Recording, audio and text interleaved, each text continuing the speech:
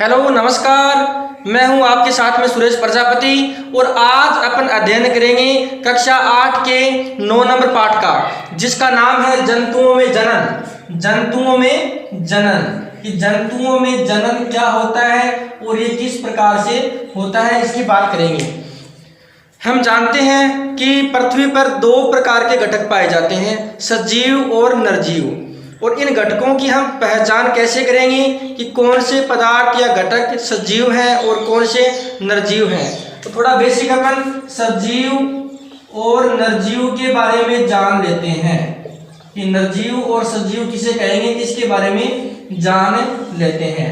भी सजीव किसे कहेंगे, सबसे पहला लक्षण तो अपन मान सकते हैं कि सजीव क्या करते हैं, भी श्वसन क्रिया करते हैं। श्वसन क्रिया सजीव करते हैं और जो निर्जीव है उनमें श्वसन नहीं पाया जाता है। दूसरे लक्षण की बात करें तो भी सजीव है ये भोजन करते हैं और निर्जीव है ये भोजन नहीं करते। सजीवों में क्या होता है, भी सजीवों में भोजन का पाचन होता है और निर्जीवों में भोजन का पाचन नहीं होता है। सजीव है वो गति और चलन करते हैं, यानी सजीवों में गति पाई जाती है या चलन पाया जाता है, यानी गति करते हैं और चलते हैं। निर्जीव है इनों में गति और चलन, खुद की गति या चलन नहीं पाया जाता। इसमें इनको बाहर से कोई उद्दीपन देने पर ये गति या निर्जीव गति करते हैं। 5वें नंबर की बात करें तो इनमें क्या है, अभी सजीवों में उत्सर्जन क्रिया पाई जाती है। उत्सर्जन क्रिया पाई जाती है, यानी ये जो अपशिष्ट पदार्थ इनके शरीर में बनते हैं उनको बाहर निकालते हैं। और निर्जीव है इनमें उत्सर्जन क्रिया नहीं होती है। सजीवों में और क्या होता है, भी सजीवों में जो वृद्धि और विकास होता है, सजीवों में वृद्धि और क्या होता है, भी विकास होता है और निर्जीवों में वृद्धि और विकास नहीं होता है। 7वें लक्षण की बात करें तो सजीवों में क्या पाया जाता है, भी जनन या प्रजनन क्रिया पाई जाती है और निर्जीवों में जनन या प्रजनन क्रिया नहीं पाई जाती है। तो इस लक्षणों के आधार पर अपन पहचान कर सकते हैं कि कौन सा जो घटक है वो सजीव है और कौन सा घटक है वो निर्जीव है। ठीक है, तो इसमें अपन जो 7वां लक्षण है कि सजीवों में जनन या प्रजनन क्रिया पाई जाती है, इसका अपन अध्ययन करेंगे। सजीवों में जनन या प्रजनन क्रिया पाई जाती है, इसका अपन अध्ययन करेंगे। ठीक है, तो सजीवों में जो प्रजनन क्रिया है या जनन क्रिया है ये क्या होती है। तो अपन सजीवों में जनन की बात करते हैं। सजीवों में जनन या प्रजनन इसकी बात करते हैं। और सजीवों में भी कौन कौन आते हैं, जो पेड़ पौधे हैं, पेड़ पौधे, और कौन आते हैं, भी जीव जंतु आ जाते हैं। जीव जंतु और पेड़ पौधे किसमें आते हैं, भी सजीवों में आते हैं। अपने चारों ओर विभिन्न प्रकार के पेड़ पौधे पाए जाते हैं और बहुत सारे प्रकार के जीव जंतु पाए जाते हैं। पेड़ पौधों में छोटे से पौधे से लेकर बड़े बड़े प्रकार के पेड़ पौधे पाए जाते हैं। ऐसे जीव जंतुओं में सूक्ष्म जीवों से लेकर जो हमें आंखों से दिखाई नहीं देते उससे लेकर बड़े बड़े प्रकार के जीव जंतु पाए जाते हैं। जैसे मनुष्य है ये भी जीव है, बिल्ली है, कुत्ता है, तितली है, मुर्गी है, गाय है, मेंढक है, मछली है, मच्छर है, ये सब क्या है, भी जीव जंतु हैं। ऐसे पेड़ पौधे हैं।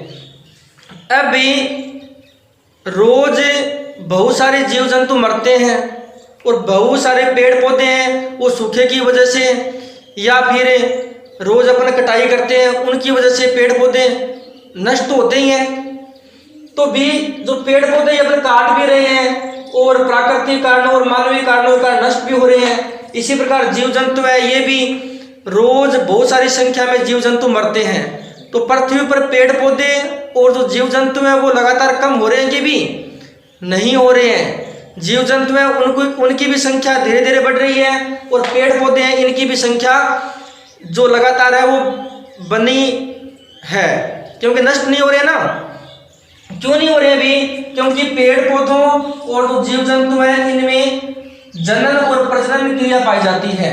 इसके द्वारा क्या है भी, ये अपने समान नए पेड़ पौधे और नए जीव जंतु बनाते हैं। क्यों बनाते हैं? भी अपनी प्रजाति को बचाने के लिए, अपनी पीढ़ी को बचाने के लिए, या जो अपना जो वंश है उसको बचाने के लिए ये जीव जंतु हैं और पेड़ पौधे हैं, ये अपने समानी नई संतति या नई संतान उत्पन्न करते हैं।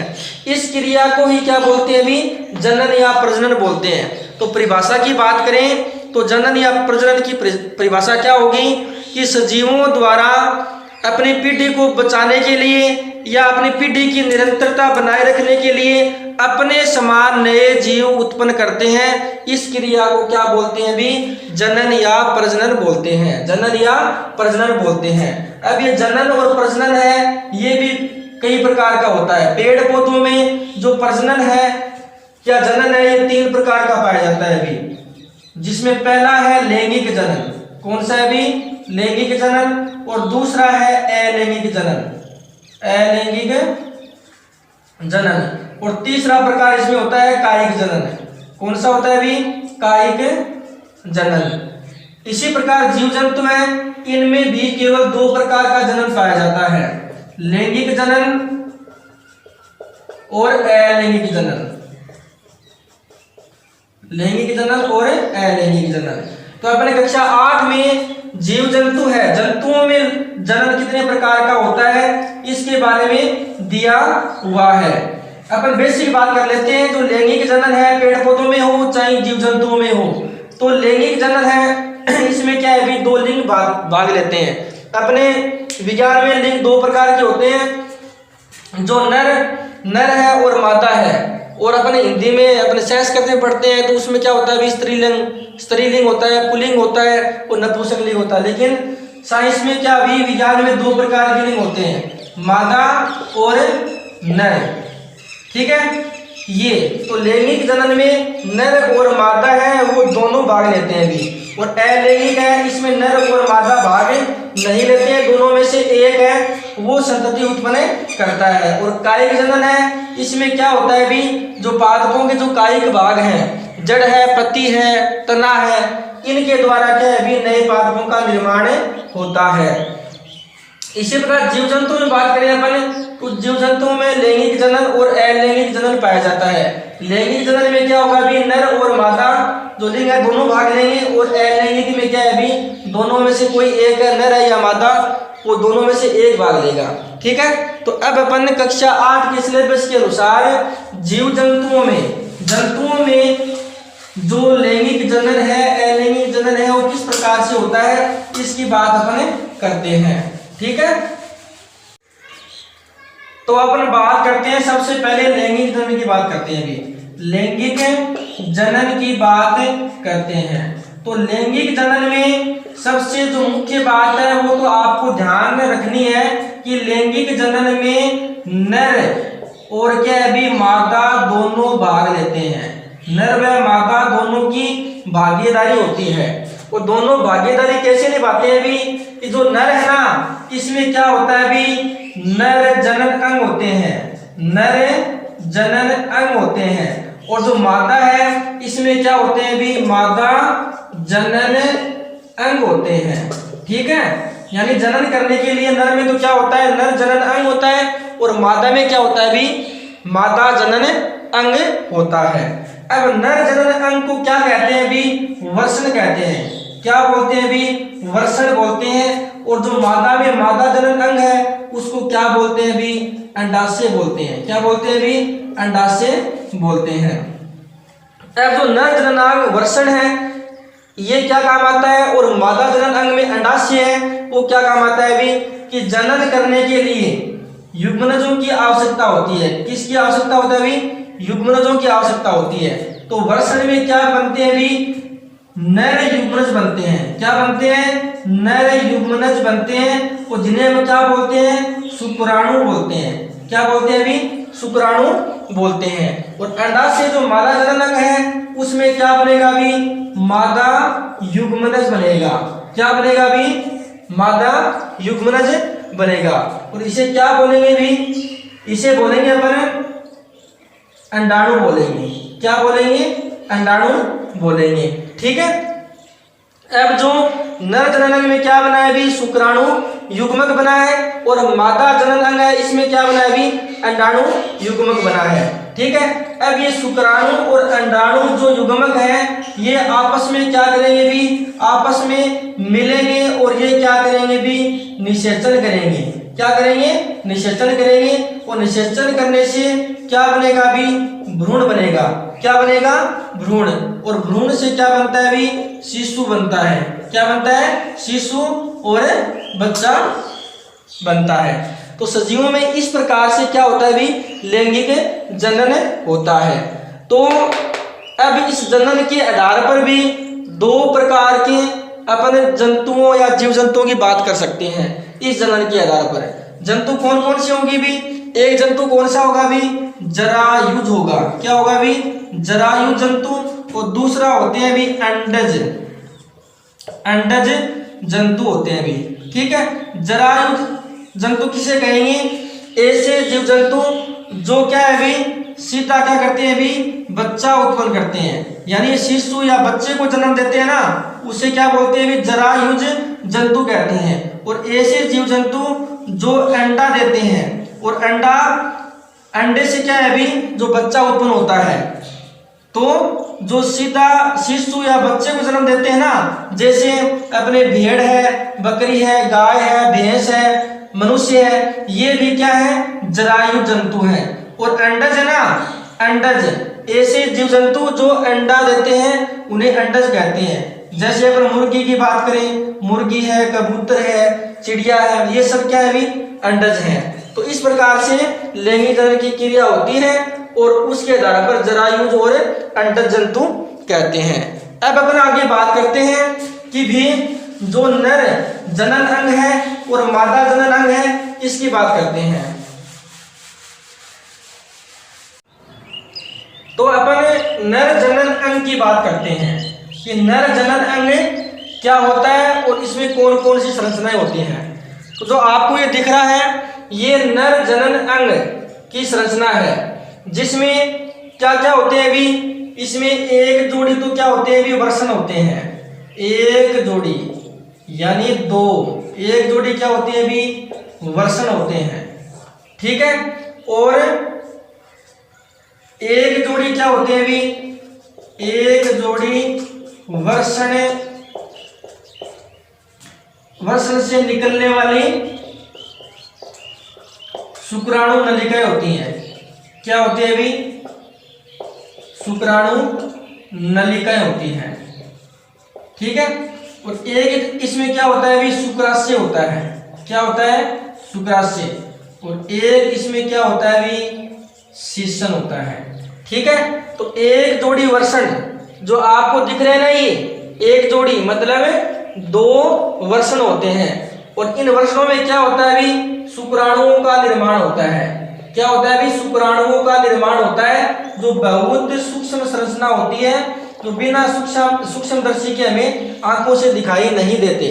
और इन वर्षणों से एक एक क्या निकलती है भी, शुक्राणु नलिका निकलती है, और ये शुक्राणु नलिका वर्षण से कहाँ जाती है भी, शुक्राशय में जाती है। तो शुक्राशय में जाके ये जो शुक्राणु है ये इकट्ठे हो जाते हैं। जैसे ही वर्षण में जो शुक्राणु बनते हैं वो शुक्राणु नलिका से होते हुए कहाँ जाते हैं भी, शुक्राशय में आ जाते हैं। ठीक है, और एक क्या होता है इसमें भी, जो नर जनन अंग है वो क्या होता है भी, शीर्षण होता है। तो नर जनन अंग में ये मुख्य जो है ये होते हैं, एक जोड़ी वर्षण से निकलने वाली शुक्राणु नलिका, शुक्राशय और शीर्षण होते हैं। अब जो शुक्राणु है ना, ये एक कोशिका का ही रूप होती है। कोशिका में जो कोशिकांग होते हैं वो सभी प्रकार के ये शुक्राणु पाए जाते हैं। शुक्राणु की संरचना बात करें तो शुक्राणु की संरचना में भी 3 भाग होते हैं। सबसे जो ऊपर का भाग होता है वो क्या होता है अभी, सिर भाग होता है। क्या होता है अभी, सिर भाग होता है। और बीच में कुछ मोटा भाग होता है, उसे क्या बोलते हैं अभी, मध्य भाग बोलते हैं, मध्य भाग। और जो लास्ट का सिरा है उसमें क्या है अभी, पूंछ भाग होती है। क्या होती है अभी, पूंछ भाग। तो शुक्राणु की संरचना में 3 भाग होते हैं। ऊपर वाला सिर भाग होता है जो थोड़ा चौड़ाई में होता है, और मध्य भाग है ये मीडियम प्रकार का, और लास्ट में जो पूंछ होती है। पूंछ क्यों होती है अभी? क्योंकि ये जब अंडाणु के पास में पहुंचते हैं तो पहुंचने के लिए क्या चाहिए? अभी गति चाहिए। तो पूंछ की सहायता से ये क्या करते हैं? अभी गति करते हैं, और बहुत सूक्ष्म संरचना होती है इनकी। तो इस प्रकार से नर जनन अंग की संरचना की बात अपन कर ली। अब अपन बात करेंगे मादा जनन अंग की, यानी अंडाशय की बात करेंगे। अंडाशय की बात करेंगे। तो अब अपन बात करते हैं मादा जनन अंग की बात करते हैं। ये संरचना आपको दिख रही है, ये संरचना है मादा जनन अंग की। तो मादा जनन अंग में कौन कौन सी संरचनाएं होती है, इसकी बात करते हैं। तो सबसे पहले इसमें क्या होते हैं? अभी दो तो अंडाशय होते हैं, एक जोड़ी अंडाशय या दो अंडाशय होते हैं। क्या होते हैं? अभी दो अंडाशय होते हैं। और इन अंडाशयों में किन का निर्माण होता है? अभी अंडाणुओं का निर्माण होता है। यानी जो मादा है या स्त्री है, उसमें प्रत्येक मास यानी प्रत्येक महीने इसमें क्या होता है? अभी एक अंडाणु का निर्माण होता है। तो भी दो तो अंडाशय हो गई, और दो इसमें क्या होती है? अभी अंडवाहिनी होती है। क्या होती है? अभी अंडवाहिनी होती है। इन अंडवाहिनियों में से क्या होता है? अभी जो अंडाशय में अंडाणु बना है वो इन अंडवाहिनियों के द्वारा कहाँ आता है? अभी गर्भाशय में आता है। कहाँ आता है? अभी गर्भाशय में जो ये अंडाणु आता है। ठीक है। और इसमें क्या होता है? अभी 3 नंबर एक क्या होता है? इसमें भी गर्भाशय होता है, जहाँ पे क्या होता है? अभी जो भ्रूण बनता है, जो भ्रूण बनता है या शिशु बनता है, उसका स्थापन क्या होता है? अभी गर्भाशय में होता है। ठीक है। और उसका परिपक्व है वो भी कहाँ होता है? अभी गर्भाशय में होता है। और एक इसमें क्या होता है? अभी योनि होती है। योनि के द्वारा क्या होता है? अभी जो नर जनन अंग में शुक्राणु बनते हैं, वो शुक्राणु योनि के माध्यम से कहाँ पहुंचते हैं? अभी गर्भाशय में पहुंचते हैं। और गर्भाशय में कौन आता है? अभी अंडाणु आता है। अंडाशय से अंडाणु आता है, और अंडाणु और जो शुक्राणु आपस में मिलकर क्या बनाते हैं? अभी भ्रूण का निर्माण करते हैं। और भ्रूण का प्रतिस्थापन कहाँ होता है? अभी गर्भाशय में। तो गर्भाशय में भ्रूण का स्थापित हो जाना क्या कहलाता है? अभी भ्रूण का परिवर्धन कहाँ होगा? गर्भाशय में होगा। ठीक है। तो मादा जनन अंग में ये संरचनाएं होती हैं। दो अंडाशय होते हैं, दो अंडवाहिनी, एक गर्भाशय और एक योनि। तो ये संरचना है। अब अपन बात करते हैं जो अंडाणु है। अंडाणु भी क्या है? अभी एकल कोशिका है, शुक्राणु की तरह एकल कोशिका है, जिसकी संरचना ये होती है। ठीक है। अंडाणु की संरचना, जिसमें जो बाहर है वो क्या होता है? अभी जो कोशिका द्रव्य की तरह होता है, और बीच में क्या होता है? अभी केंद्रक होता है, और बाहर एक भित्ति होता है। अब जो शुक्राणु है वो जब इस अंडाणु के संपर्क में आएगा तो अंडाणु की जो बाहरी झिल्ली है ये तोड़कर कहाँ जाएगा? अभी अंदर जो केंद्रक है ना, इससे संलयन होगा, इससे क्या होगा? निषेचित होगा, और उससे शुक्राणु और अंडाणु का जो केंद्रक आपस में मिलकर क्या बनाएगा? अभी युग्मनज का निर्माण करेगा। युग्मनज का निर्माण करेगा, और युग्मनज से क्या बनेगा? अभी आगे भ्रूण का निर्माण होगा, और भ्रूण से फिर बच्चे का निर्माण होता है। तो इस प्रकार से अपन नर जनन अंग और मादा जनन अंग की बात कर ली। नर जनन अंग में शुक्राणु का निर्माण हुआ, और मादा जनन अंग में अंडाणु का निर्माण हुआ। और शुक्राणु और अंडाणु आपस में जुड़कर किस प्रकार युग्मनज का निर्माण करते हैं, और किस प्रकार से आगे भ्रूण का निर्माण होता है, इसकी बात अपने आगे करते हैं।